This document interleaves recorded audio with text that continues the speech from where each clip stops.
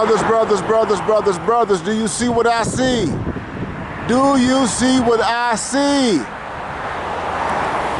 This is Le Monument de Resistance, the monument of resistance, here in Dakar, Senegal. Look at this image, look at this, look at this.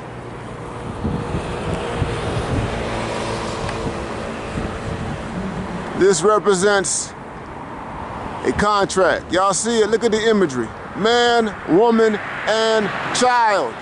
A contract. No one is trying to tear this statue down.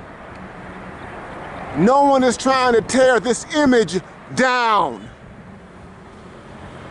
No one is saying remove the man, remove the father, remove the husband.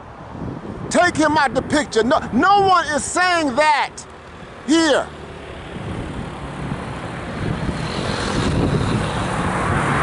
It is only in the backwards place known as North America and other parts of the Western world, but particularly America, where you have that nonsense.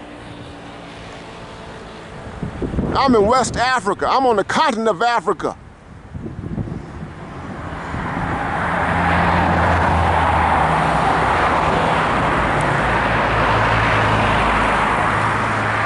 Western ideas have been imported over here,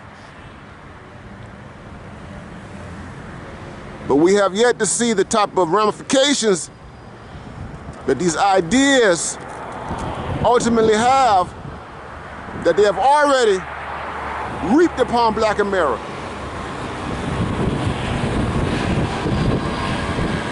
And the people I've talked to here, the intellectuals,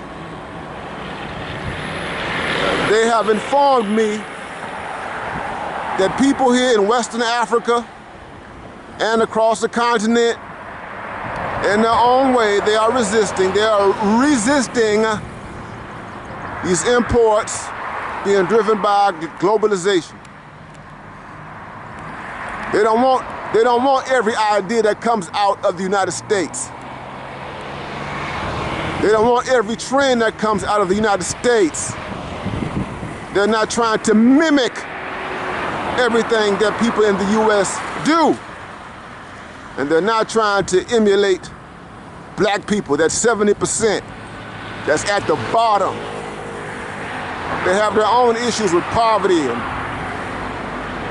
corruption and all sorts of maladies in terms of economics and health and so on and so forth. They got enough stuff to worry about other than trying to emulate and look like America. This is it right here. This is the contract. This is the contract!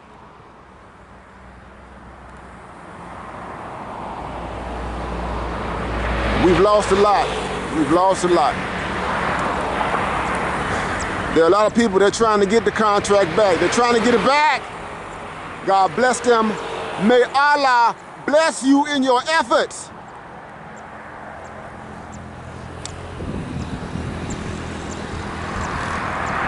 But I'm afraid too many of us are just too far gone. But this, my brothers, is a testament to resilience, to strength, a testament to a culture, not a perfect culture, not a culture that didn't have flaws, but a culture where you have men and women and children who work together as a team, in concert, a culture. Anyway, I've been yelling and screaming, but I just wanted to do this right here as I am here in Senegal. This is a rant. This is a Mad Professor rant. I've had a wonderful, wonderful experience in Western Africa. This has been a transformative experience. It's been a spiritual experience. Seeing all these Black people, looking at all these Black people, going to the universities, the University of Dakar, Sheikh Diop University, going to a part of Senegal called St. Louis, where there is St. Louis University, another school filled with Africans, seeing people working on PhDs, master's degrees, and on all fields of endeavor. But feeling the culture of just black people. This is their country, their land. They're still dealing with the legacy of colonialism. They're still dealing with that.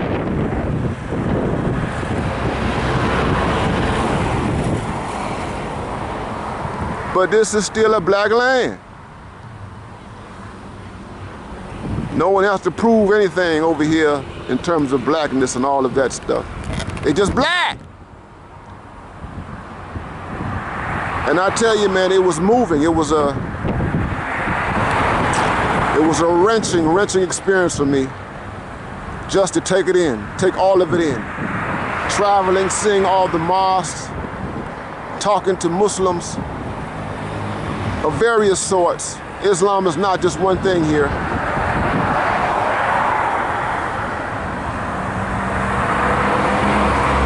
Talking to all kinds of people about this place. It's fascinating history. Its place in relationship to the transatlantic slave trade. I visited Gorée Island and I saw the tragedy that took place there. But coming back here to West Africa, this is my first time being on the continent, and this is my introduction to Africa. This is, again, as I said, this is an impactful experience. I felt like Malcolm X, and Malcolm X took his Hajj through Muslim territories, and he traveled the Islamic world, and he traveled through Africa during his Hajj, and he had that transformative experience during that time.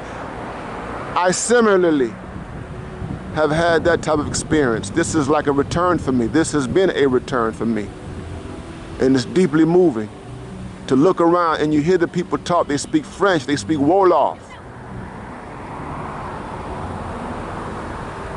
They come from different clans, different hierarchies. But feeling the blackness, these are black people. And I'm not romanticizing them. I'm not romanticizing them at all. They're flawed and human just like the rest of us, but there is a coherence in terms of culture here. There's a coherence. There's a coherence. There's a culture. There's a shared culture here. They have their differences. They have their differences internally in terms of class and in terms of clans and various hierarchies. But they do have a culture that creates a consensus among them.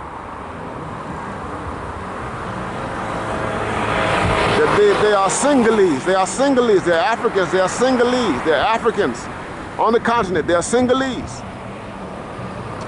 At any rate, I don't want this rant to go on too long, but I just, as I was visiting this monument, I just needed to say some things here.